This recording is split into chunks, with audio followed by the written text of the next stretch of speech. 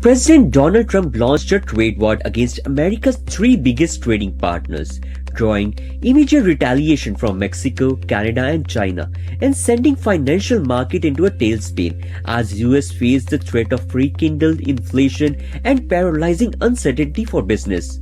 Just after midnight, Trump imposed 25% taxes or tariffs on Mexican and Canadian imports through he limited the levy to 10% on Canadian energy.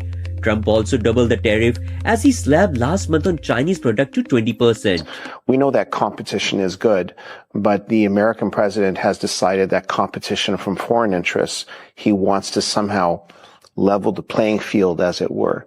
But in today's day and age, we know that tariffs will have a negative impact on the quality of life, not just for Americans, but for Canadians and for any nation that chooses to engage in this tit-for-tat with regards to tariffs. Brampton Mayor Patrick Brown, Councillor Paul Vicente and Member of Council have announced Brampton's new Made in Canada procurement policy, reinforcing support for Canadian businesses amid potential US tariffs. The city will review existing contracts to explore legal options for withdrawing from agreements with US-owned companies and updates its purchasing bylaw to prevent them from bidding on future procurement during tariff period.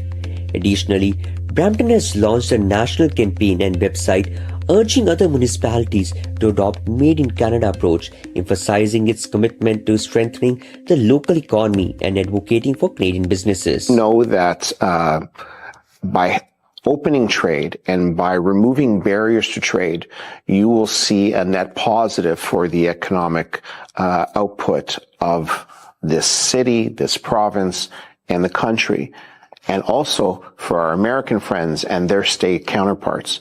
And so we ask everyone to look at the historical record to understand better why it is that we have had trade agreements like the one that the American president has essentially just thrown out the window.